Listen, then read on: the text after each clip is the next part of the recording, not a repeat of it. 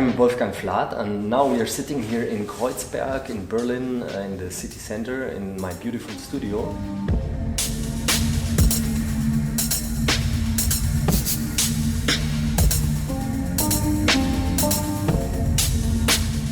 I grew up in a small village in South Germany with 6 brothers, and I was always interested in digging holes and finding clay, modeling pipes or making fire and hammering iron to get arrows for playing Indiana Jones.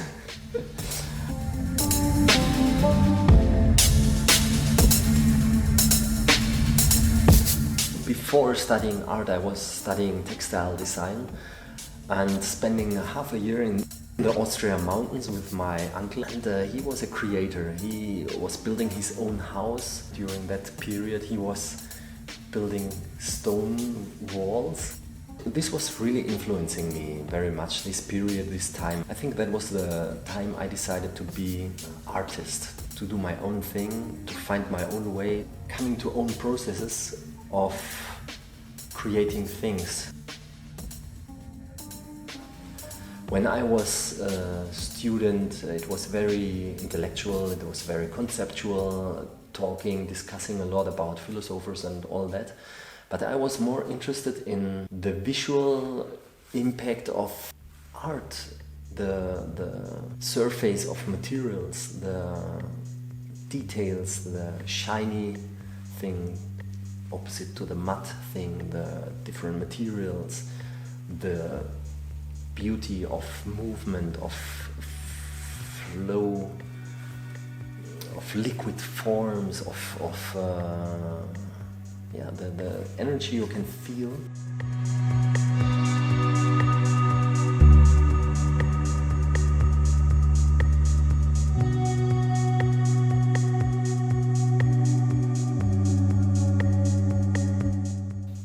That was the period when I was reading books about minimal art.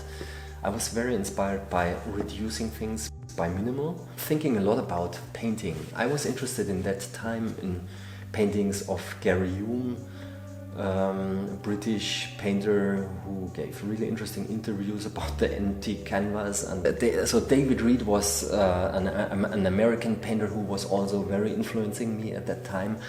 And he was already doing something interesting. He was giving a stage to a brush stroke. So he was not really doing it like K.O. Götz in the 70s, 60s, the expression, the German expressive, or Hans Hartung, who were very direct and very fast.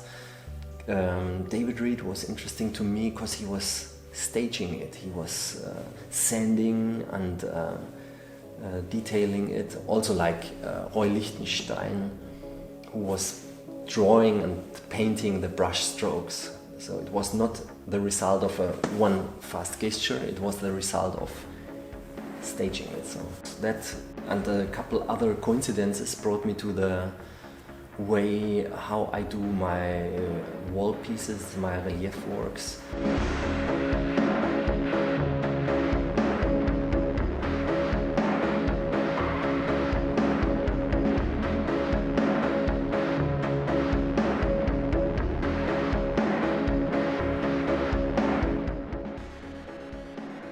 I started with the wood, of course, by coincidence. When I was a student, I got a couple art crates. I didn't have canvases, I started painting on them. So it was really by coincidence. It developed to this work finally over years.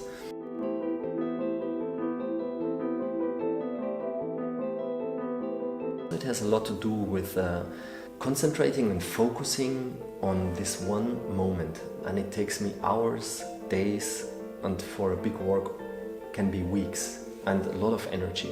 And only putting all this energy in this 1 second, which is a document of one moment. It's a document of that specific energy, that specific one moment. And it says also something, nothing can be repeated. It's a very unique, very single thing existing only once. And I'm reversing the process, turning around, starting from a perfect spray painted surface and do the wood cut into it. The reversing process of removing things, bringing back to nature, showing the wood, showing the original material, has a lot to do with the time we live right now. We're talking a lot about sustainability, renaturing areas, finding a balance between nature and human being and society and technology. So in the sculptures there are also a couple aspects. One of the big influences is Giuseppe Pinnone's work, where he turns back the time in bringing back the plant of used wood beams, usually used in houses, had a static function in a building. And he started bringing back the inner plant of the beam. And so it's like poetically turning back time, bringing back time. And my work is the same way of using industrial cutted trees, woods, and building organic forms, which is totally based on nature, totally based on how things are built in nature, in the microscopic bone structure. If you cut a bone and look inside, you have the same principle of knots which stabilize the system very much, who give strength and give stability, and it's only following a principle of the nature and building my own form, building my own very intuitive forms.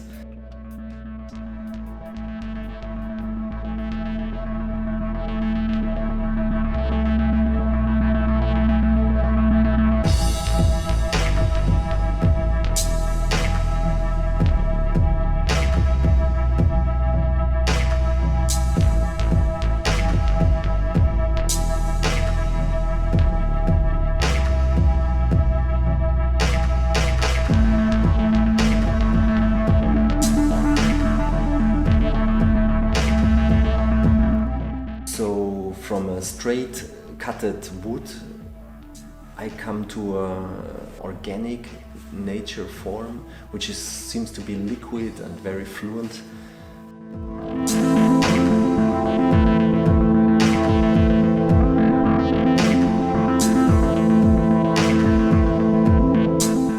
In the beginning, I was fascinated in very classic sculpture of Henry Moore and others, which always had a size of related to the human being,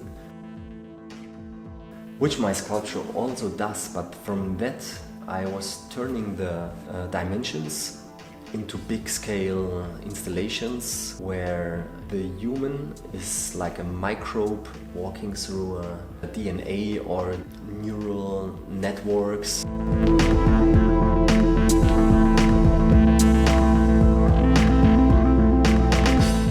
Something very seductive to engage your audience just very much on the surface. But in the same time it has something very strong because it's very basic, it's very nature-based, profound. I'm very much following the logic of the nature, how nature creates. And this is a kind of very soft but powerful thing, you know? And this I want to find with my work. I want to seduce the eyes following this form and transforming into a dancing position.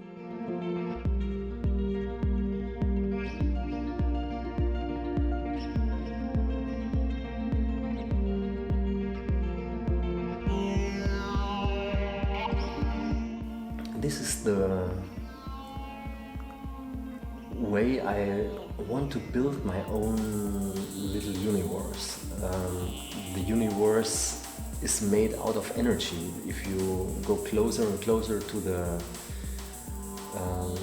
molecules, finally you have no materia, you have just energy and movement, pace, and this is something I want to do just by using and getting this inspiration, bringing beauty into other people's life.